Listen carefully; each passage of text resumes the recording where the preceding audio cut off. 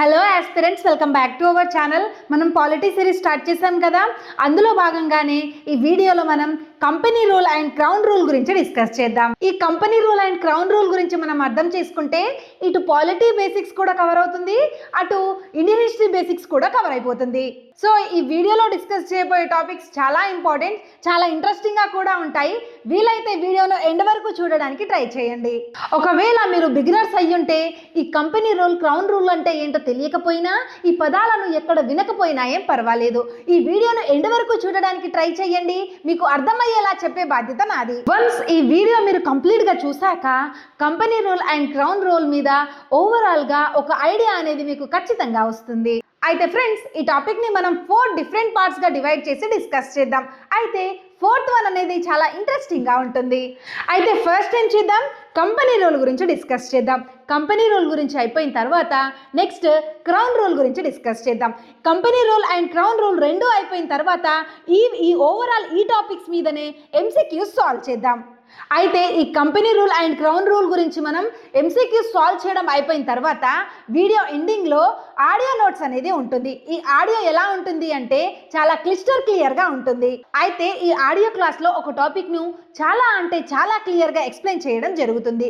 కొంచెం ఓపిక్గా వినడానికి ట్రై చేయండి. వీడియో స్టార్ట్ చేసే ముందు మీకు చిన్న రిక్వెస్ట్, ఈ వీడియో చూస్తున్నంతసేపు ఇక్కడ నాకు బాగా అర్థమైంది, ఈ వీడియో నా ప్రిపరేషన్కి ఖచ్చితంగా యూజ్ అవుతుంది అని మీకు అనిపిస్తే ఖచ్చితంగా వీడియోని లైక్ చేయడానికి ట్రై చేయండి. మీరు చేసే ఒక్కో లైక్ నాకు ఎంతో మోటివేటివ్గా ఉంటుంది. మీకు అర్థమయ్యింది అని అనిపిస్తేనే లైక్ చేయండి. ఇక టాపిక్ లోకి వెళ్దామా? ఫస్ట్ కంపెనీ రూల్ గురించి డిస్కస్ చేద్దాం. సో ఫ్రెండ్స్, ఇక టాపిక్ లోకి వెళ్తే కంపెనీ రూల్. ఇక్కడ కంపెనీ అంటే ఏంటో తెలుసు కదా, ఈస్ట్ ఇండియా కంపెనీ. అయితే ఇక్కడ ఈస్ట్ ఇండియా కంపెనీ వాళ్ళంటే ఎవరు? బ్రిటిష్ వాళ్ళే. వీళ్ళు క్వీన్ ఎలిజబెత్ దగ్గర నుంచి పర్మిషన్ తీసుకుని ఇండియాకి ట్రేడింగ్ చేయడానికి మోనోపోలి తీసుకుని వస్తారన్నమాట. అయితే ఇక్కడ మోనోపోలి అనే వర్డ్ కొత్తగా వినిపిస్తుంది కదా, అదంటే ఏంటో ఎక్స్ప్లెయిన్ చేస్తాను చూడండి. ఫర్ ఎగ్జాంపుల్గా మోనోపోలి అంటే దిల్సుఖ్ నగర్లో సీత అనే ఆవిడ ఉందనుకోండి, ఆమె కూరగాయలు అమ్ముతుంది అనుకోండి. దిల్సుఖ్ నగర్లో సీత తప్ప మరెవ్వరూ కూరగాయలు అమ్మకుండా సీత గవర్నమెంట్ దగ్గరనో లేదా మున్సిపాలిటీ దగ్గరనో పర్మిషన్ తెచ్చుకుందనుకోండి, దాన్నే మోనోపోలి అంటారు. సో ఇప్పుడు మన టాపిక్లో మోనోపోలి అంటే ఏంటి? ఇక్కడ ఈస్ట్ ఇండియా కంపెనీ బ్రిటిష్ రాణి దగ్గర నుంచి మోనోపోలి తెచ్చుకుందన్నమాట. అంటే ఏంటి, వీళ్ళు ఇండియాలో అంటే ఈస్ట్ ఇండియా కంపెనీ తప్ప మన ఇండియాలో వేరే కంపెనీస్ ట్రేడింగ్ చేయడానికి వీలు లేదన్నట్టు. అయితే ఈ కంపెనీ రూల్లో మనం మెయిన్గా ఫోకస్ చేయాల్సింది ఏంటి? యాక్ట్స్ అన్నమాట. ఏంటేంటి అవి? Regulating Act 1773, Pitt's India Act 1784, Charter Act 1813, Charter Act 1833 and Charter Act 1853. అయితే ఈ యాక్ట్స్ అన్ని ఎందుకు వచ్చాయి? అయితే ఈ కంపెనీ ట్రేడింగ్తో పాటు వేరే విషయాల్లో కూడా తలదూర్చింది. కంపెనీలో అధికారులు అనేవారు చాలా అవినీతికి పాల్పడతారన్నమాట. అయితే ఇక్కడ ఈస్ట్ ఇండియా కంపెనీ అవినీతికి పాల్పడుతున్నప్పుడు బ్రిటిష్ పార్లమెంట్ దీన్ని కంట్రోల్ చేయడానికి తెచ్చినవే ఈ యాక్ట్స్ అన్నమాట. ఈ కంపెనీ రూల్ అనేది 1773 నుంచి 1858 వరకు ఉంటుంది. మీరు ఇక్కడ ఒకటి అబ్జర్వ్ చేశారా?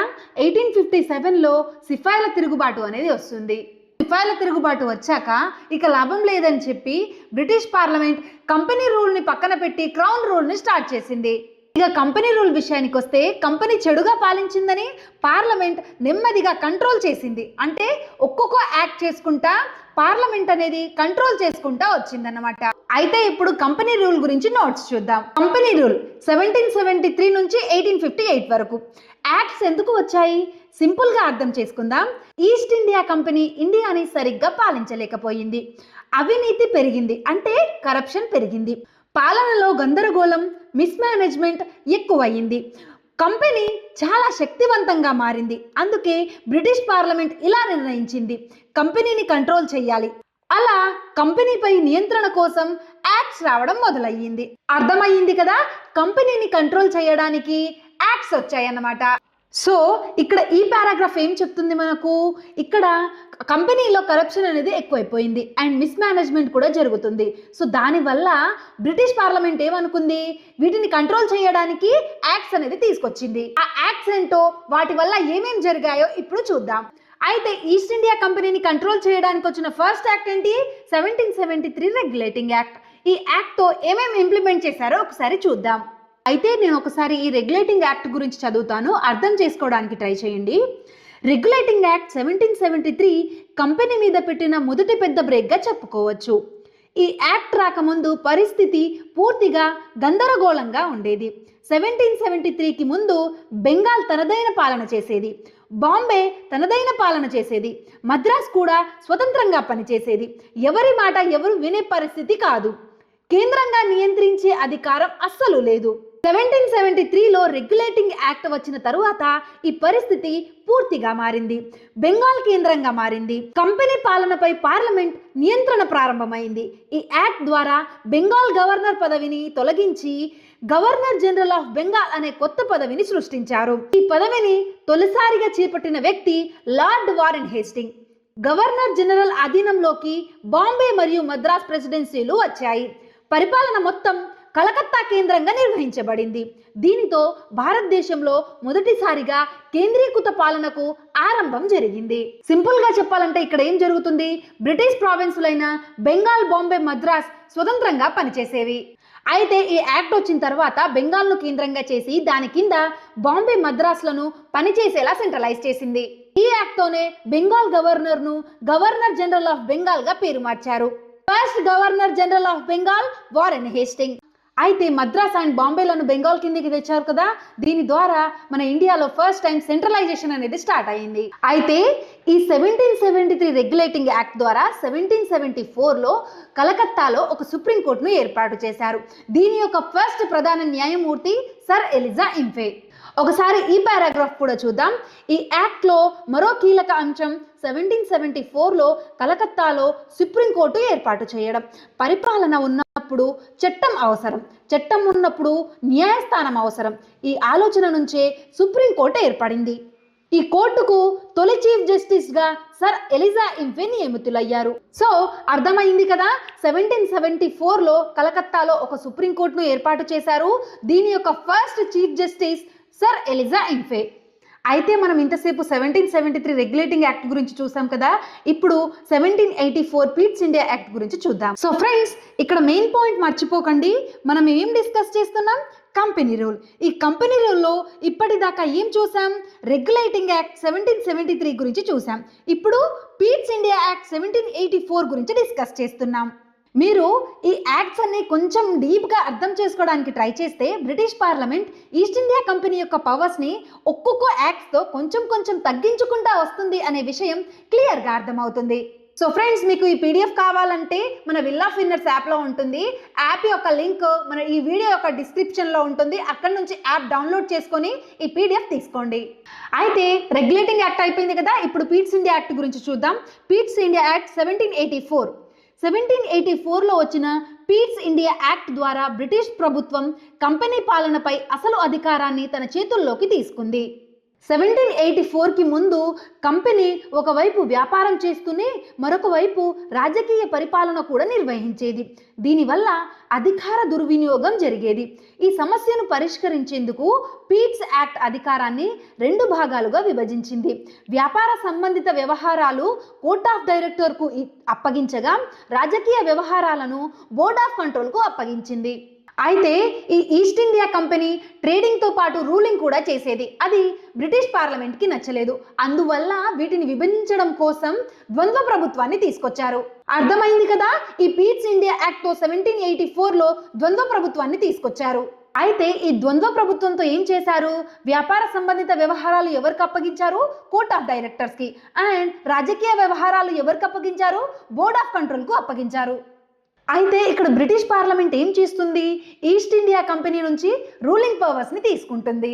ఈ వ్యవస్థను డ్యువల్ గవర్నమెంట్ అని పిలుస్తారు. అర్థమైంది కదా, ద్వంద్వ ప్రభుత్వాన్ని డ్యువల్ గవర్నమెంట్ అని పిలుస్తారు.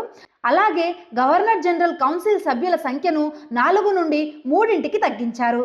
సో ఫ్రెండ్స్, ఈ యాక్ట్తో ఏం చేశారంటే కంపెనీ ఆధీనంలో ఉన్న ఆస్తులను బ్రిటిష్ ఆస్తులుగా ప్రకటించారు. ఓవరాల్గా పీట్స్ ఇండియా యాక్ట్లో ఏం జరిగిందో చూద్దాం. ఏం జరిగింది? నిజమైన పవర్ షిఫ్ట్ అయ్యింది.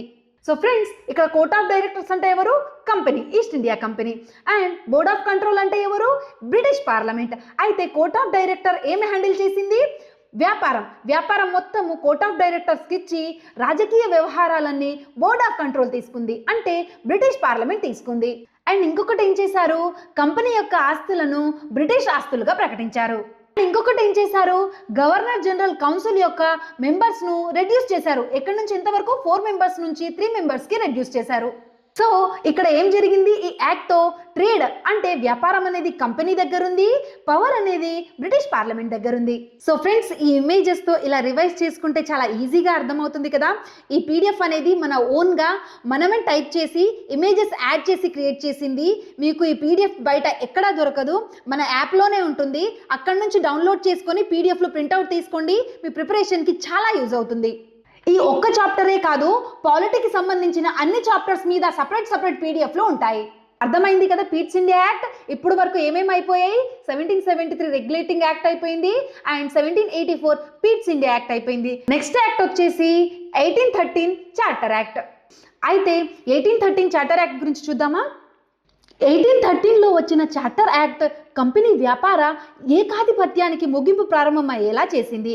ఈ యాక్ట్ ద్వారా కంపెనీకి ఉన్న వ్యాపార హక్కులు చాలా వరకు రద్దయ్యాయి. అయితే టీ వ్యాపారం మరియు చైనాతో వ్యాపారం మాత్రం ఇంకా కంపెనీ చేతుల్లోనే కొనసాగాయి. ఈ యాక్ట్ ద్వారా కంపెనీకి కొన్ని కొత్త బాధ్యతలు కూడా అప్పగించబడ్డాయి. విద్యాభివృద్ధి కోసం సంవత్సరానికి 1,00,000 రూపాయలు ఖర్చు చేయాలని నిర్ణయించారు. అలాగే క్రిస్టియన్ మిషనరీస్ కి భారతదేశంలో పనిచేసేందుకు అనుమతి ఇచ్చారు. దీని ద్వారా బ్రిటిష్ ప్రభుత్వం విద్యను విస్తరించడమే కాకుండా మత ప్రభావాన్ని పెంచాలని ప్రయత్నించినట్లు అర్థమవుతుంది. సో ఇక్కడ అర్థమైంది కదా. పీట్స్ ఇండియా యాక్ట్ ఏం చేశారు, ఈస్ట్ ఇండియా కంపెనీ దగ్గర నుంచి పొలిటికల్ పవర్స్ ని తీసుకున్నారు. పొలిటికల్ పవర్ పోయింది. ఇప్పుడు ఈస్ట్ ఇండియా కంపెనీ దగ్గర ఏముంది, ఒక్క ట్రేడింగ్ పవర్ మాత్రమే ఉంది, వ్యాపార హక్కులు మాత్రమే ఉన్నాయి. అయితే ఈ వ్యాపార హక్కులను కూడా తగ్గించడానికే వచ్చింది ఈ యాక్ట్ అన్నమాట. ఏం యాక్ట్, 1813 చార్టర్ యాక్ట్.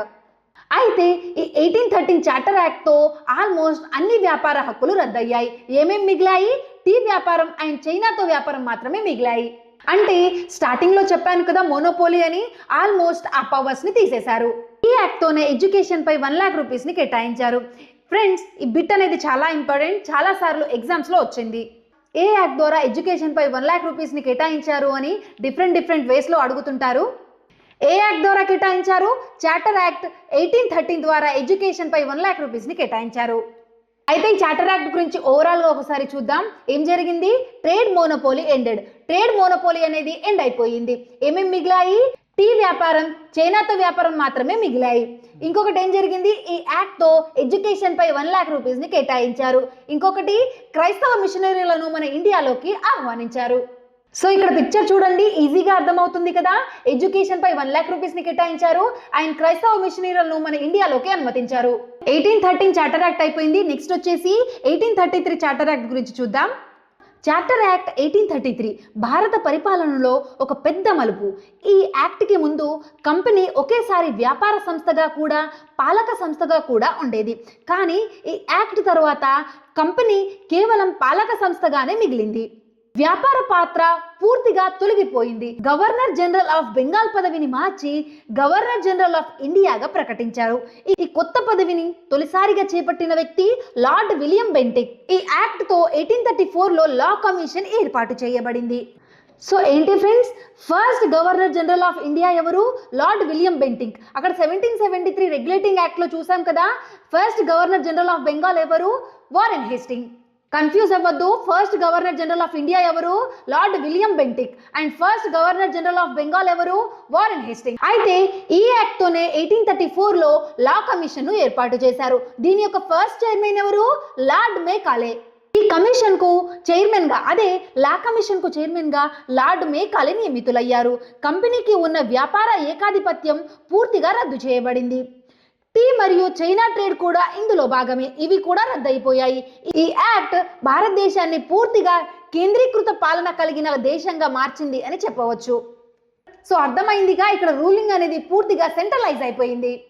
సో ఈ యాక్ట్తో ఏం జరిగింది, గవర్నర్ జనరల్ ఆఫ్ బెంగాల్ను గవర్నర్ జనరల్ ఆఫ్ ఇండియాగా పేరు మార్చారు. First Governor General of India ఎవరు, విలియం బెంటిక్. ఈ యాక్ట్తోనే కంపెనీకి ఉన్న ట్రేడింగ్ పవర్స్ మొత్తాన్ని క్లోజ్ చేసేసి ఒక పాలక సంస్థగానే మిగిలించేశారు. అయితే 1813 చార్టర్ యాక్ట్లో టీ ట్రేడ్ అండ్ చైనాతో ట్రేడ్ ఉండేవి కదా, ఈ యాక్ట్లో అవి కూడా తీసేశారు. సో 1833 చార్టర్ యాక్ట్ అయిపోయింది. నెక్స్ట్ యాక్ట్ ఏంటి, 1853 చార్టర్ యాక్ట్. చార్టర్ యాక్ట్ 1853 ఆధునిక పరిపాలనకు పునాది వేసిన చట్టంగా భావిస్తారు. ఈ యాక్ట్ ఒక స్పష్టమైన తేడాను చూపించింది. చట్టాలు చేయడం ఒక పని, పరిపాలన చేయడం మరొక పని అనే భావనను ప్రవేశపెట్టింది. డైరెక్టర్ సంఖ్యను 24 నుంచి 18కి తగ్గించారు. సివిల్ సర్వీసెస్లో భారతీయులకు అవకాశం కల్పించడం ఈ యాక్ట్లో అత్యంత ముఖ్యమైన అంశం. అలాగే సెంట్రల్ లెజిస్లేటివ్ కౌన్సిల్కు స్థానిక ప్రాతినిధ్యం ఇచ్చారు. ఈ యాక్ట్ ద్వారానే భారతదేశంలో ఆధునిక పరిపాలనా వ్యవస్థకు బీజం పడింది. సో ఈ యాక్ట్ ద్వారా ఏమేమి జరిగాయో ఒకసారి చూద్దాం. ఏం జరిగింది? ఇండియన్స్ కి సివిల్ సర్వీసెస్ లో అవకాశం కల్పించారు. ఇంకొకటి ఏం జరిగింది? సెంట్రల్ లెజిస్లేటివ్ కౌన్సిల్ క్రియేట్ అయ్యింది. సో ఫ్రెండ్స్, ఇప్పుడు నెక్స్ట్ క్రౌన్ రూల్ గురించి చూద్దాం. సో ఈ క్రౌన్ రూల్ ఎప్పటి నుంచి ఎప్పటి వరకు ఉంటుంది? 1858 నుంచి 1947 వరకు ఉంటుందని గుర్తుపెట్టుకోండి. అయితే 1858కి ముందు ఏమొచ్చింది? 1857లో సిపాయిల తిరుగుబాటు జరిగింది కదా. ఆఫ్టర్ సిపాయిల తిరుగుబాటు ఈ క్రౌన్ రూల్ అనేది స్టార్ట్ అయ్యింది. ఈ క్రౌన్ రూల్ మీద నెక్స్ట్ నోట్స్ చూద్దాం. అయితే ఈ నోట్స్ చాలా ఈజీగా అర్థమయ్యే విధంగా ప్రిపేర్ చేశాము. ఒకసారి నేను చదువుకుంటా వెళ్తాను, చూడండి, మీకు ఈజీగా అర్థమవుతుంది. 1857 తిరుగుబాటు చరిత్రలో ఒక కీలక మలుపు.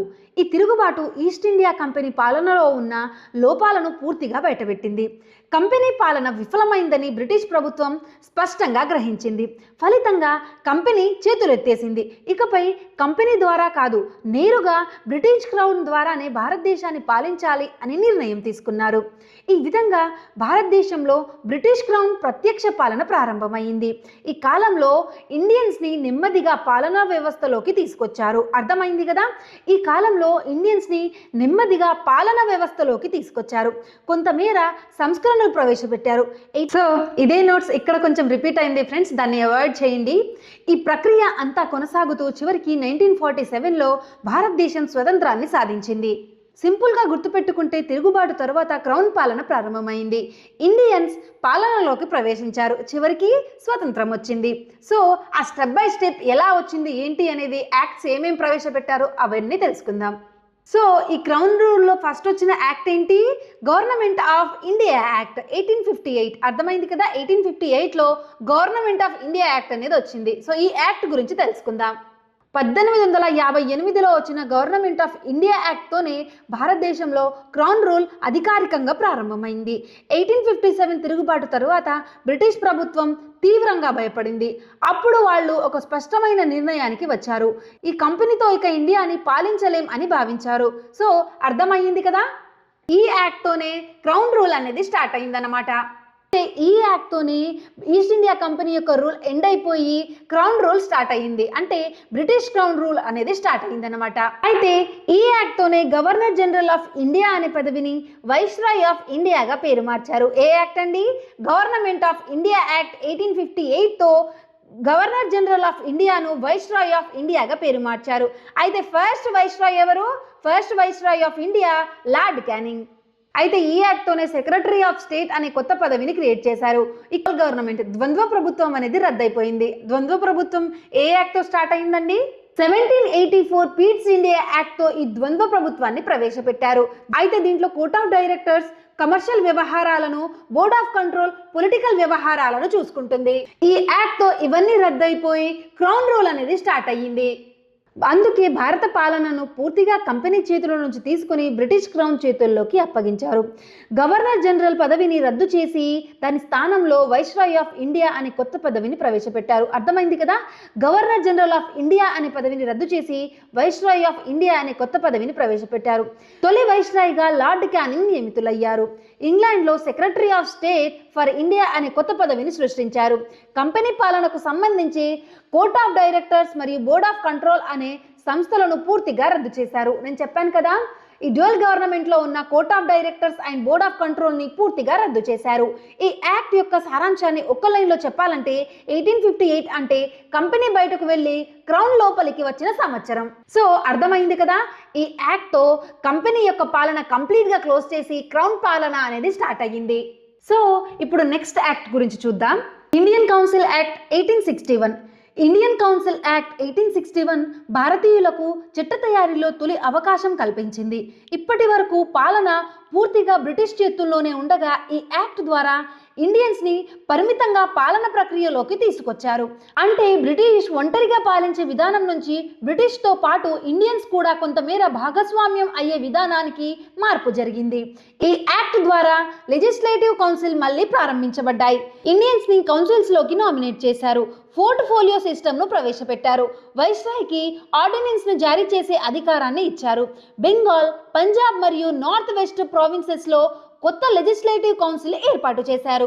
అయితే ఈ యాక్ట్తో ఇండియన్స్ ప్రవేశం ప్రారంభమైనప్పటికీ నిజమైన అధికారం మాత్రం ఇంకా బ్రిటిష్ చేతిలోనే కొనసాగింది.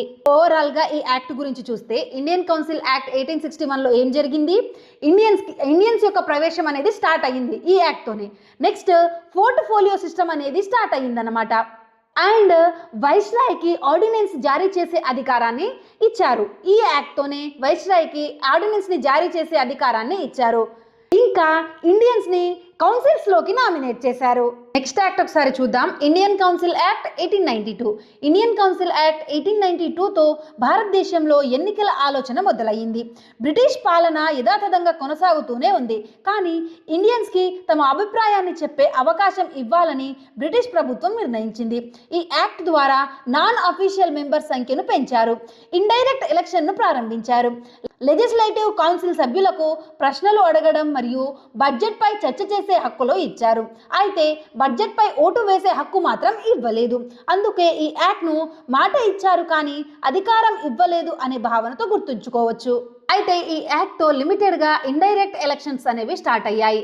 ఇంకా బడ్జెట్పై చర్చలు, ప్రశ్నలు అడిగే హక్కులను కల్పించారు. కానీ ఇండియన్స్కి ఓటు హక్కు మాత్రం కల్పించలేదు.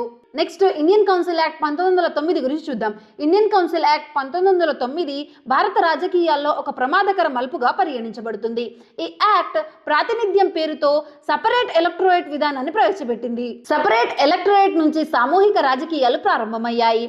ఈ యాక్ట్ ద్వారా ముస్లిమ్స్కి ప్రత్యేక ఎన్నికల నియోజకవర్గాలు కల్పించారు. సెంట్రల్ మరియు ప్రొవిజనల్ కౌన్సిల్ను విస్తరించారు.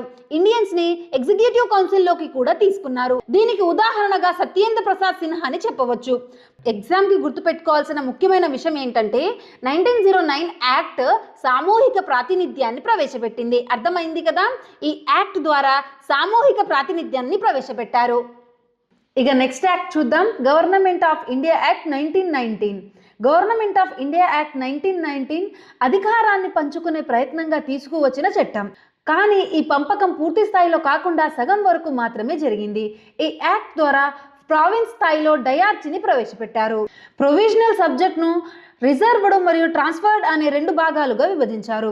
రిజర్వ్డ్ సబ్జెక్ట్స్ బ్రిటిష్ అధికారుల చేతిలో ఉండగా ట్రాన్స్ఫర్డ్ సబ్జెక్ట్స్ ఇండియన్ మినిస్ట్రీస్ చేతిలో పెట్టారు. కేంద్రంలో 2 సభలతో కూడిన శాసనసభలను ఏర్పాటు చేశారు. పరిమితమైన డైరెక్ట్ ఎలక్షన్ ప్రవేశపెట్టారు. సపరేట్ ఎలక్టోరేట్స్ను మరింత విస్తరించారు. అందువల్ల ఈ యాక్ట్ని 1919 అంటే డయార్చీ అంటే సగం అధికారం అని గుర్తుంచుకోవచ్చు. So 1919 Government of India Act అంటే ఏమని గుర్తుపెట్టుకోవాలి? Diarchy is equal to half power అన్నమాట. అంటే సగం అధికారం. అది ఎలా అంటే రిజర్వ్డ్ సబ్జెక్ట్స్ ఏమో బ్రిటిష్ కంట్రోల్లో ఉంటాయి, ట్రాన్స్ఫర్డ్ సబ్జెక్ట్స్ ఏమో మన ఇండియన్ మినిస్ట్రీస్ చేతిలో ఉంటాయి. అండ్ ఈ యాక్ట్తోనే మన సెంట్రల్లో అంటే కేంద్రంలో 2 సభలతో కూడిన శాసనసభను ఏర్పాటు చేశారు. అంటే 2 సభలు అంటే ఏంటేంటి? లోక్సభ అండ్ రాజ్యసభతో కూడిన శాసనసభను ఏర్పాటు చేశారు. ఇక నెక్స్ట్ యాక్ట్ వచ్చేసి గవర్నమెంట్ ఆఫ్ ఇండియా యాక్ట్ 1935. ఈ యాక్ట్ గురించి చూద్దాం. గవర్నమెంట్ ఆఫ్ ఇండియా యాక్ట్ 1935 భారత రాజ్యాంగానికి పునాదిగా నిలిచింది. ఇది ఇండిపెండెన్స్కి ముందు వచ్చిన అత్యంత ముఖ్యమైన యాక్ట్. ఈ యాక్ట్ ద్వారా ఆల్ ఇండియా ఫెడరేషన్ను ప్రతిపాదించారు. అధికారాలను ఫెడరల్, ప్రొవిజనల్ మరియు కాంకరెంట్ అనే 3 జాబితాలుగా విభజించారు. రిజర్వ్ బ్యాంక్ ఆఫ్ ఇండియాను ఏర్పాటు చేశారు. ఫెడరల్ కోర్టును స్థాపించారు. ప్రొవిజన్స్కు స్వయం ప్రతిపత్తి అంటే ప్రొవిజనల్ అటానమీ ఇచ్చాడు. భారత రాజ్యాంగంలోని చాలా ముఖ్యమైన అంశాలను ఈ 1935 యాక్ట్ నుంచి తీసుకున్నామని గమనించవచ్చు. అర్థమైంది కదా? మన రాజ్యాంగంలో ఉన్న టాపిక్స్ ఆల్మోస్ట్ 70% ఈ యాక్ట్ నుంచే తీసుకున్నాం. ఓవరాల్గా చూస్తే ఈ యాక్ట్ ద్వారా ఏం జరిగింది? ఆర్బీఐని ఏర్పాటు చేశారు. అంటే రిజర్వ్ బ్యాంక్ ఆఫ్ ఇండియాను ఏర్పాటు చేశారు. నెక్స్ట్ ఫెడరల్ కోర్టును ఎస్టాబ్లిష్ చేశారు. ఫెడరల్ కోర్టును ఏర్పాటు చేశారు. సో ఫ్రెండ్స్, ఇక్కడ కన్ఫ్యూజ్ కాకండి. ఇంగ్లీష్లో ఉన్నాయని చెప్పి ఫెడరల్ లిస్ట్ అంటే కేంద్ర జాబితా, ప్రొవిజనల్ లిస్ట్ అంటే రాష్ట్ర జాబితా, కాంకరెంట్ లిస్ట్ అంటే ఉమ్మడి జాబితా. అయితే ఇక్కడ ఇంకో మెయిన్ పాయింట్ ఏంటంటే మన ప్రజెంట్ భారత రాజ్యాంగంలో ఉన్న అంశాలు ఆల్మోస్ట్ 70% 1935 ఈ భారత ప్రభుత్వ చట్టం నుంచి తీసుకున్నారు. అయితే ఈ క్రౌన్ రూల్లో లాస్ట్ యాక్ట్ గురించి చూద్దాం. Indian independence act 1947. Indian independence act 1947 భారత చరిత్రలో చివరి అధ్యయనం. ఈ యాక్ట్ ద్వారా బ్రిటిష్ పాలన పూర్తిగా ముగిసింది. వైస్రాయ్ పదవిని రద్దు చేశారు. Secretary of state of India పదవిని కూడా రద్దు చేశారు. ప్రిన్స్లీ స్టేట్కి ఇండియాలో కలవాలా, పాకిస్తాన్లో కలవాలా లేదా స్వతంత్రంగా ఉండాలా అనే ఎంపిక ఇచ్చారు. రాజ్యాంగ సభకి రాజ్యాంగాన్ని తయారు చేసే పూర్తి అధికారాలు ఇచ్చారు. ఈ విధంగా 1947 యాక్ట్ భారతదేశానికి రాజకీయ స్వతంత్రాన్ని అందించింది. సో ఫ్రెండ్స్, ఇక్కడ ప్రిన్స్లీ స్టేట్ అంటే ఏంటో తెలుసు కదా, లైక్ అప్పట్లో మన నిజాం రాజులు ఉండేవాళ్ళు కదా, సేమ్ అలాగన్నమాట. అయితే 1947లో మనకి ఇండిపెండెన్స్ వచ్చినప్పుడు వీళ్ళని లేదా ఇండియాలో కలవచ్చు ఆర్ పాకిస్తాన్లో కలవచ్చు, లేకపోతే స్వతంత్రంగా అయినా ఉండొచ్చు అని చెప్పారు కదా. 7వ నిజాం అయిన మీర్ ఉస్మాన్ అలీ ఖాన్ అప్పట్లో హైదరాబాద్ స్టేట్ని పాకిస్తాన్లో కలుపుతానంటే ఆపరేషన్ పోలో ద్వారా ఆ హైదరాబాద్ స్టేట్ని మన ఇండియాలో విలీనం చేశారు. అయితే 7వ నిజాం అయిన మీర్ ఉస్మాన్ అలీ ఖాన్ హైదరాబాద్ స్టేట్ ని పాకిస్తాన్ లో విలీనం చేస్తానంటే సర్దార్ వల్లభాయ్ పటేల్ నేతృత్వంలో హైదరాబాద్ స్టేట్ ను ఆపరేషన్ పోలో ద్వారా ఇండియాలో విలీనం చేస్తారన్నమాట. సో ఇది friends company rule and crown rule గురించి. ఇంతవరకు మనం డిస్కస్ చేసిన company rule and crown rule మీద కొన్ని ఎంసీక్యూస్ ఉన్నాయి, అవి సాల్వ్ చేద్దాం. అయితే ఈ 10 MCQs అయిపోయిన తర్వాత మీకు ఆడియో నోట్స్ ఉంటుంది, వినడానికి ట్రై చేయండి. ఈ టాపిక్ మీకు కంప్లీట్గా ఈజీగా అర్థమవుతుంది. సో ఫ్రెండ్స్, ఇప్పుడు మనం company rule and crown rule మీద కొన్ని MCQs సాల్వ్ చేద్దాం. కొన్ని అంటే మరి ఎక్కువేం లేవు, ఒక 10 క్వశ్చన్స్ ఉన్నాయి, అవి సాల్వ్ చేశాక ఆడియో నోట్స్ ఉంటుంది. సో ఇక ఫస్ట్ క్వశ్చన్ చూద్దామా. ఈస్ట్ ఇండియా కంపెనీ యొక్క వాణిజ్య మరియు రాజకీయ విధులను వేరు చేసి ద్వంద్వ ప్రభుత్వం డ్యువల్ గవర్నమెంట్ వ్యవస్థను ఏ చట్టం ప్రవేశపెట్టింది? సో దీంట్లో ఫస్ట్ రెగ్యులేటింగ్ యాక్ట్ వచ్చింది కదా కంపెనీ రూలింగ్లో. ఫస్ట్ 1773లో రెగ్యులేటింగ్ యాక్ట్ వచ్చింది, దాని తర్వాత పీట్స్ ఇండియా యాక్ట్ వచ్చింది. అయితే ఈ పీట్స్ ఇండియా యాక్ట్ ద్వంద్వ ప్రభుత్వాన్ని ప్రవేశపెట్టింది అన్నమాట. సో మనం డిస్కస్ చేసుకున్నాం కదా, ద్వంద్వ ప్రభుత్వం అంటే ఏంటి? Court of Directors and Board of control. ఇక్కడ కోర్ట్ ఆఫ్ డైరెక్టర్స్ కి ట్రేడింగ్ ఇచ్చేసి బోర్డ్ ఆఫ్ కంట్రోల్ అనేది పాలనను తీసుకుంటుంది. అర్థమైంది కదా ద్వంద్వ ప్రభుత్వం ఏ యాక్ట్ ద్వారా ప్రవేశపెట్టబడింది? Answer Pitt's India Act. ఎప్పుడు వచ్చింది ఈ యాక్ట్? 1784లో వచ్చింది. సెకండ్ క్వశ్చన్ చూడండి. ఏ చట్టం ద్వారా బెంగాల్ గవర్నర్ జనరల్ పదవిని భారతదేశ గవర్నర్ జనరల్ అంటే గవర్నర్ జనరల్ ఆఫ్ ఇండియాగా మార్చారు మరియు లార్డ్ విలియం బెంటిక్ మొదటి భారతదేశ గవర్నర్ జనరల్ అయ్యారు? సో ఇక్కడ క్వశ్చన్లోనే ఇంకో బిట్ ఉంది చూడండి. First Governor General of India ఎవరు? William Bentinck. సో ఏ యాక్ట్ ద్వారా బెంగాల్ గవర్నర్ పదవిని గవర్నర్ జనరల్ ఆఫ్ ఇండియాగా మార్చారు? ఆన్సర్ చార్టర్ యాక్ట్ 1833 ద్వారా గవర్నర్ జనరల్ ఆఫ్ ఇండియాగా మార్చారు. నెక్స్ట్ థర్డ్ క్వశ్చన్ చూడండి. 1857 తిరుగుబాటు అనంతరం భారతదేశ పాలనను ఈస్ట్ ఇండియా కంపెనీ నుండి బ్రిటిష్ రాణికి బదిలీ చేసిన చట్టం ఏది? సో 1857లో సిపాయిల తిరుగుబాటు జరిగిన తర్వాత భారత ప్రభుత్వ చట్టం 1858 ద్వారా ఈ కంపెనీ ఈస్ట్ ఇండియా కంపెనీ యొక్క పాలన రద్దయి క్రౌన్ రూల్ అనేది వస్తుంది. సో ఈ క్వశ్చన్ యొక్క ఆన్సర్ ఏంటి? ఆప్షన్ సి భారత ప్రభుత్వ చట్టం 1858. Fourth question. భారతదేశంలో విద్యాభివృద్ధి కోసం మొదటిసారిగా సంవత్సరానికి ₹1,00,000 కేటాయించిన క్రైస్తవ మిషనరీలను భారతదేశంలోకి అనుమతించిన చట్టం ఇది. సో ఏ యాక్ట్ ద్వారా ఎడ్యుకేషన్ పై ₹1,00,000 కేటాయించారు? చార్టర్ యాక్ట్ 1813 ద్వారా ఎడ్యుకేషన్ పై ₹1,00,000 కేటాయించారు అండ్ మన ఇండియాలోకి క్రైస్తవ మిషనరీలను ఆహ్వానించారు. ఈ యాక్ట్ తోనే కంపెనీ యొక్క మోనోపోల్ మొత్తం పోయి టీ ట్రేడ్ అండ్ చైనాతో ట్రేడ్ మాత్రమే ఉంటుంది. సో అర్థమైంది కదా ఏ యాక్ట్? Charter Act 1813. ఈ యాక్ట్ తర్వాత నెక్స్ట్ వచ్చే యాక్ట్ ఏంటి? 1833 చార్టర్ యాక్ట్. ఈ యాక్ట్ తో ఈస్ట్ ఇండియా కంపెనీకి ఉండే ట్రేడింగ్ మోనోపోలీ కంప్లీట్ గా పోతుంది. నెక్స్ట్ క్వశ్చన్ ఏంటి? ముస్లింలకు ప్రత్యేక నియోజకవర్గాలు కేటాయించడం ద్వారా భారతదేశంలో మతతత్వ రాజకీయాలకు పునాది వేసిన చట్టం ఏది?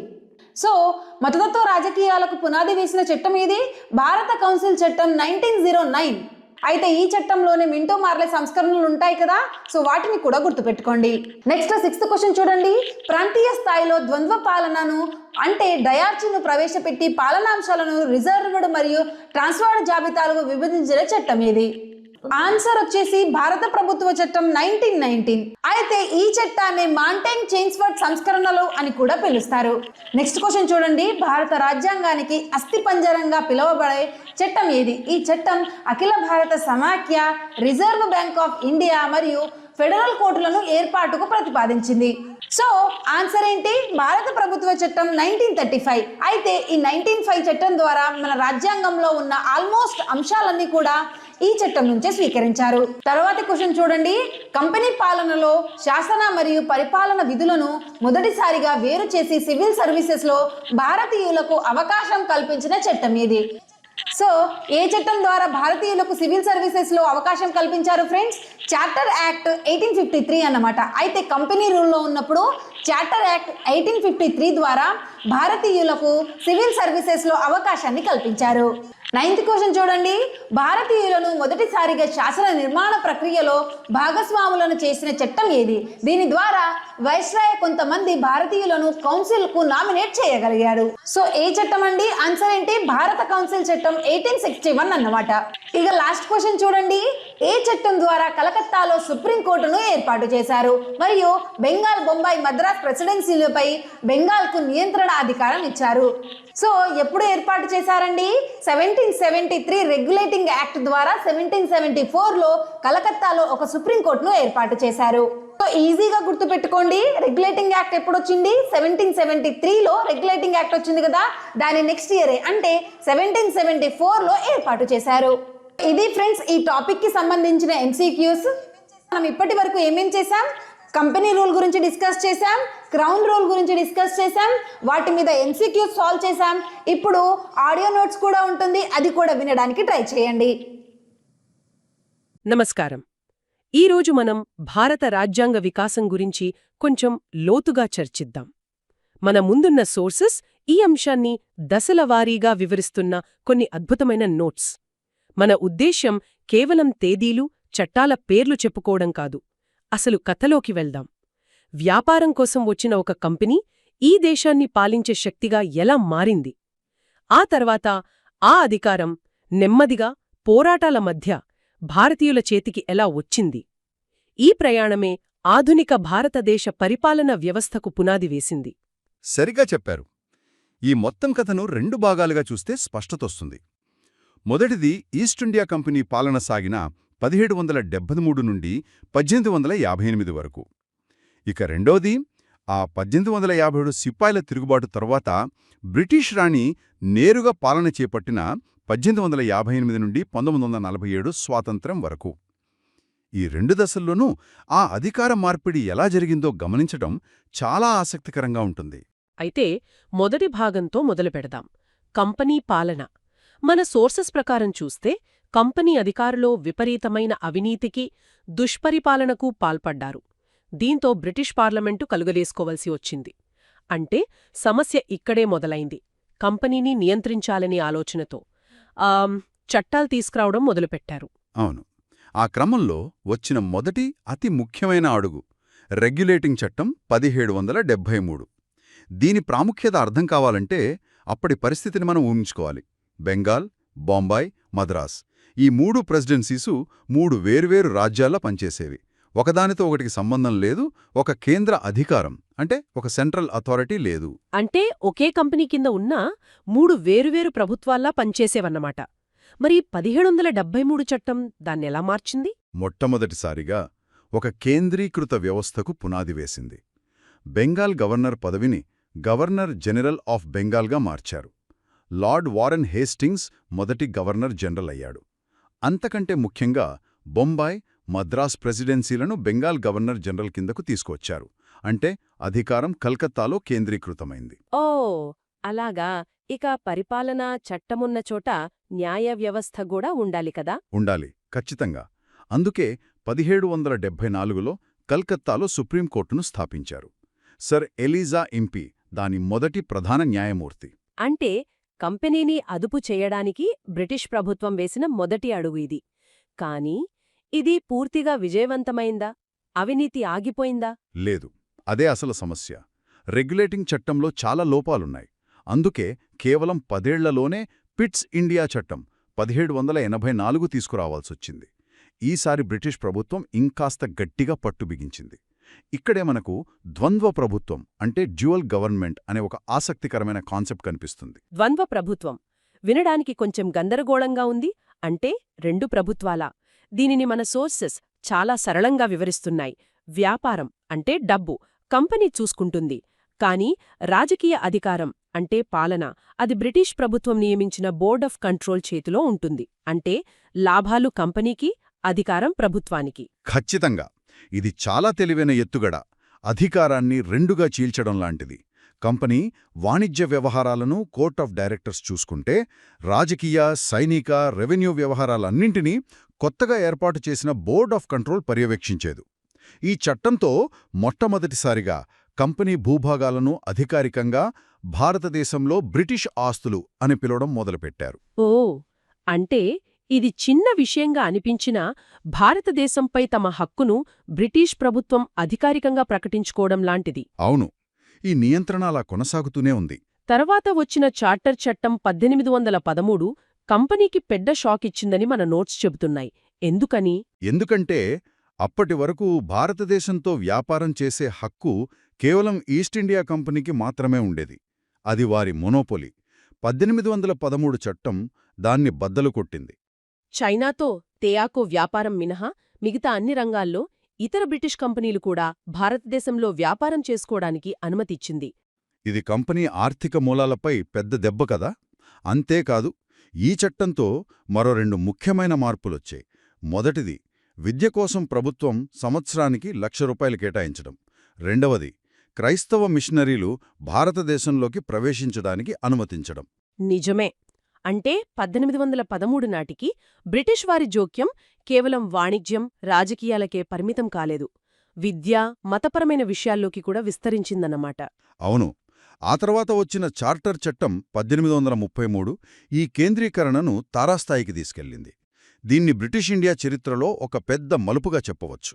ఈ చట్టంతో కంపెనీ ఒక వాణిజ్య సంస్థగా తన ఉనికిని పూర్తిగా కోల్పోయింది. కేవలం ఒక అడ్మినిస్ట్రేటివ్ బాడీగా మిగిలిపోయింది. ఈ చట్టంతో వచ్చిన అతిపెద్ద మార్పు గవర్నర్ జనరల్ ఆఫ్ బెంగాల్ పదవి గవర్నర్ జనరల్ ఆఫ్ ఇండియాగా మారటం. అవును, లార్డ్ విలియం బెంటింక్ మొదటి గవర్నర్ జనరల్ ఆఫ్ ఇండియా అయ్యారు. అంటే ఇప్పుడు మొత్తం బ్రిటిష్ ఇండియాకి ఒకే ఒక్క అధిపతి. మరి కంపెనీ వ్యాపార కార్యకలాపాలు అన్నీ పూర్తిగా రద్దు చేశారు. ఇది చాలా పెద్ద నిర్ణయం. అంతేకాదు, భారతదేశంలో ఉన్న వేర్వేరు చట్టాలను క్రోడీకరించి ఒకే విధమైన న్యాయ వ్యవస్థను తీసుకురావడానికి లార్డ్ మెకాలే అధ్యక్షతన ఒక లా కమిషన్ను కూడా నియమించారు. మన సోర్సెస్లో చెప్పినట్టు ఈ చట్టం భారతదేశాన్ని పరిపాలనాపరంగా ఒకే గొడుగు కిందకి తెచ్చింది. ఇక కంపెనీ పాలనలో చివరి ముఖ్యమైన చట్టం చార్టర్ చట్టం 1853. మన నోట్స్ ప్రకారం ఆధునిక పరిపాలనకు పునాదులు ఇక్కడే పడ్డాయనిపిస్తోంది. ఎందుకంటే శాసన మరియు కార్యనిర్వాహక అంటే లెజిస్లేటివ్, అడ్మినిస్ట్రేటివ్ విధులను మొదటిసారిగా వేరుచేశారు. ఇదెందుకంత ముఖ్యం? ఎందుకంటే అది ఆధునిక ప్రభుత్వాల మౌలిక సూత్రం. చట్టాలు చేసేవాళ్లు వేరు, వాటిని అమలు చేసేవాళ్లు వేరు అనే విభజన. ఈ చట్టం ద్వారా గవర్నర్ జనరల్ కౌన్సిల్లో చట్టాలు చేయడానికి 6 కొత్త సభ్యులతో ఒక చిన్న పార్లమెంట్ లాంటి ఇండియన్ లెజిస్లేటివ్ కౌన్సిల్ ఏర్పడింది. కానీ అన్నింటికన్నా విప్లవాత్మకమైన మార్పు మరొకటుంది. Civil services గురించేనా? భారతీయులకు కూడా ఉన్నత ప్రభుత్వ ఉద్యోగాల్లో అవకాశం కల్పించడం. అదే, మొదటిసారిగా సివిల్ సర్వీసెస్ రిక్రూట్మెంట్ కోసం ఓపెన్ కాంపిటీషన్ సిస్టమ్ను ప్రవేశపెట్టారు. దీనివల్ల సూత్రప్రాయంగా భారతీయులు కూడా ఈ పరీక్షలు రాసి ఉన్నత పదవులు చేపట్టే అవకాశం కలిగింది. ఇది ఆచరణలో ఎంతవరకు సాధ్యమైందనేది వేరే చర్చ, కానీ ఒక తలుపు అయితే తెరుచుకుంది. దీంతోపాటు లెజిస్లేటివ్ కౌన్సిల్లో లోకల్ రిప్రజెంటేషన్ కూడా ప్రవేశపెట్టారనుంది. అవును, అది కూడా చాలా చిన్న అడుగే అయినా భవిష్యత్తులో పెద్ద మార్పులకు నాంది పలికింది. అయితే కంపెనీ పాలన అంతా సాఫీగా సాగిపోలేదు. 1857లో సిపాయిల తిరుగుబాటు వచ్చింది. అది మొత్తం కథను మార్చేసింది. దీంతో మనం రెండవ భాగానికొస్తున్నాం. బ్రిటిష్ రాణి ప్రత్యక్ష పాలన, క్రౌన్ రూల్. అవును, 1857 తిరుగుబాటు బ్రిటిష్ ప్రభుత్వాన్ని తీవ్రంగా భయపెట్టింది. ఒక వ్యాపార కంపెనీ చేతిలో ఇంత పెద్ద దేశాన్ని వదిలేయడం ప్రమాదకరమైన వాళ్లు గ్రహించారు. దాని తక్షణ ఫలితమే భారత ప్రభుత్వ చట్టం 1858. ఈ చట్టం ద్వారా భారతదేశ పాలనను ఈస్ట్ ఇండియా కంపెనీ నుండి నేరుగా బ్రిటిష్ రాణి చేతుల్లోకి తీసుకున్నారు. దీన్ని act for good government of India అని కూడా పిలిచారు కదా. అవును, అంటే భారతదేశానికి మంచి పాలన అందించే చట్టమని. పేరులో మంచి ఉంది కాని ఆచరణలో అది కేవలం అధికార మార్పిడి మాత్రమే. గవర్నర్ జనరల్ పదవి వైస్రాయ్ ఆఫ్ ఇండియాగా మారింది. వైస్రాయ్ అంటే రాణికి డైరెక్ట్ రిప్రజెంటేటివ్. లార్డ్ క్యానింగ్ చివరి గవర్నర్ జనరల్ మరియు మొదటి వైస్రాయ్ అయ్యారు. మరి పాత వ్యవస్థల మాటేమిటి? Board of Control, Court of Directors రెండూ రద్దయ్యాయి. వాటి స్థానంలో లండన్లో Secretary of State for India అనే ఒక కొత్త పదవిని సృష్టించారు. సింపుల్గా చెప్పాలంటే కంపెనీ కథ ముగిసింది, రాణి పాలన మొదలైంది.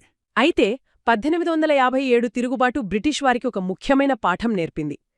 భారతీయుల అభిప్రాయాలను పూర్తిగా విస్మరించి పాలిస్తే అది ప్రమాదానికి దారితీస్తుందని అర్థమైంది. నిజమే. అందువల్ల పరిపాలనలో భారతీయులను కూడా కలుపుకోపోవాలనే ఆలోచన మొదలైంది. ఆ ఆలోచన యొక్క మొదటి రూపమే ఇండియన్ కౌన్సిల్స్ చట్టం 1861.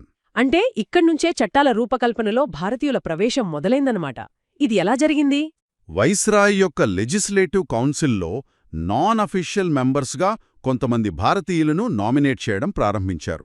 వీరికి ఓటింగ్ హక్కుల్లేవు, పెద్దగా అధికారాల్లేవు, కానీ కనీసం వారి గొంతుక వినిపించడానికి ఒక వేదిక దొరికింది. దీంతోపాటు పరిపాలనను సులభతరం చేయడానికి పోర్ట్ఫోలియో సిస్టమ్ను ప్రవేశపెట్టారు. అంటే ప్రభుత్వంలోని ఒక్కో విభాగాన్ని హోం, ఫినాన్స్, రెవెన్యూ అలా ఒక్కో సభ్యుడికి అప్పగించడం. ఇది ఇప్పటి మన క్యాబినెట్ సిస్టంకు మూలం. కానీ ఈ నామినేటెడ్ సభ్యులు ఎంతవరకు భారతీయుల ఆకాంక్షలను ప్రతిబింబించారు? వాళ్లు కేవలం ప్రభుత్వానికి అనుకూలంగా ఉండే రాజులు, జమీందార్లే కదా. నిజమైన ప్రాతినిధ్యం ఎప్పుడు మొదలైంది? మంచి ప్రశ్న. ఈ నామినేషన్ పద్ధతిపై అసంతృప్తి పెరగడంతో తదుపరి సంస్కరణలు వచ్చాయి. అదే ఇండియన్ కౌన్సిల్స్ చట్టం 1892. ఇక్కడే ఎలక్షన్ అనే కాన్సెప్టు పరోక్షంగా మొలకెత్తింది. అయితే మన సోర్సెస్ దీన్ని ఒక విచిత్రమైన పరిస్థితిగా వర్ణిస్తున్నాయి. మాట ఇచ్చారు, కానీ పవరివ్వలేదు. అంటే సభ్యుల సంఖ్య పెంచారు. పరోక్ష ఎన్నికల ద్వారా కొంతమంది అనధికారిక సభ్యులను ఎన్నుకునే అవకాశం కల్పించారు. బడ్జెట్పై చర్చించే హక్కు, ప్రభుత్వానికి ప్రశ్నలు అడిగే హక్కు కూడా ఇచ్చారు. కాని అత్యంత కీలకమైన బడ్జెట్పై ఓటు వేసే హక్కు మాత్రం ఇవ్వలేదు. ఇది ఎలా ఉందంటే, మీరు మాట్లాడొచ్చు, విమర్శించొచ్చు, కాని మా నిర్ణయాన్ని మాత్రం మార్చలేరు అని చెప్పినట్టుంది. ఖచ్చితంగా. ఇది ఒక రకంగా రాజకీయ అసంతృప్తిని చల్లార్చడానికి చేసిన ప్రయత్నం. కాని ఇక్కడి నుండి ఒక ప్రమాదకరమైన మలుపు మొదలైంది. అదే ఇండియన్ కౌన్సిల్స్ చట్టం 1909. దీనిని మోర్లీ మింటో సంస్కరణలు అని కూడా పిలుస్తాం.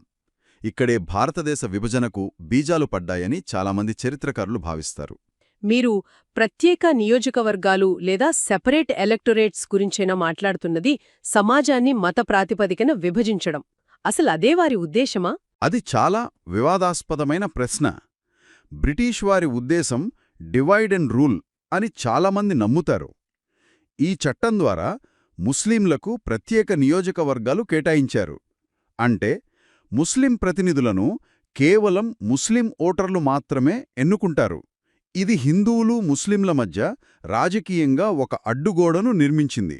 అయితే ఇదే సమయంలో సత్యేంద్ర ప్రసాద్ సిన్హా అనే భారతీయుడిని మొదటిసారిగా వైస్రాయ్ ఎగ్జిక్యూటివ్ కౌన్సిల్లోకి తీసుకోవడం వంటి సానుకూల అంశాలు కూడా ఉన్నాయి కదా? ఉన్నాయి.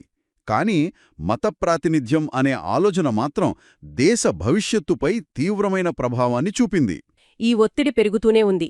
తర్వాత వచ్చింది భారత ప్రభుత్వ చట్టం 1919 లేదా మాంటెగ్యూ చెమ్స్ఫోర్డ్ సంస్కరణలు. మన సోర్సెస్ ప్రకారం ఇక్కడ ప్రావిన్సులలో ద్వంద్వపాలన అంటే డయార్కీ అనే ఒక విచిత్రమైన వ్యవస్థను ప్రవేశపెట్టారు. దీని అర్థమేమిటి? ద్వంద్వపాలన అనేది ఒక తెలివైన రాజకీయ ఎత్తుగడ. ప్రావిన్సులలో ప్రభుత్వ శాఖలను రెండుగా విభజించారు. రిజర్వ్డ్ మరియు ట్రాన్స్ఫర్డ్. ఫైనాన్స్, పోలీస్, రెవెన్యూ వంటి కీలకమైన శాఖలన్నీ రిజర్వ్డ్ లిస్ట్లో ఉంచి వాటిని బ్రిటిష్ గవర్నర్ తన కౌన్సిలర్లతో కలిసి నియంత్రించేవాడు. అంటే అసలైన అధికారమంతా వారి చేతుల్లోనే ఉంచుకున్నారు. మరి భారతీయులకేమిచ్చారు? విద్య, ఆరోగ్యం, వ్యవసాయం వంటి తక్కువ నిధులు, ఎక్కువ బాధ్యతలున్న శాఖలను ట్రాన్స్ఫర్డ్ లిస్టులో పెట్టి వాటిని ఎన్నికైన భారత మంత్రులకు అప్పగించారు. ఇదెలా ఉందంటే ఒకరికి కారు నడపమని చెప్పి స్టీరింగ్ బ్రేకులు మాత్రం తమ చేతుల్లోనే ఉంచుకోవడం లాంటిది. బాధ్యత మీది అధికారం మాది అన్నట్టు. దీంతోపాటు కేంద్రంలో ద్విసభా విధానం అంటే బైక్యామరల్ లెజిస్లేచర్ మరియు పరిమిత ఓటు హక్కుతో డైరెక్ట్ ఎలక్షన్స్ కూడా ప్రవేశపెట్టారు. అవును, ఈ ప్రయోగాలన్నీ చివరికి ఒక పెద్ద చట్టానికి దారితీశాయి. అదే భారత ప్రభుత్వ చట్టం 1935.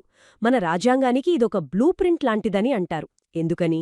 ఎందుకంటే మన ప్రస్తుత రాజ్యాంగంలోని సమాఖ్య వ్యవస్థ, అధికారాల విభజన అంటే ఫెడరల్, ప్రావిన్షియల్, కంకరెంట్ లిస్టులు, గవర్నర్ పదవి, పబ్లిక్ సర్వీస్ కమిషన్లు, ఎమర్జెన్సీ పవర్స్ వంటి ఎన్నో కీలకమైన అంశాలకు మూలం ఈ 1935 చట్టమే. ఇది చాలా సుదీర్ఘమైన, సమగ్రమైన పత్రం.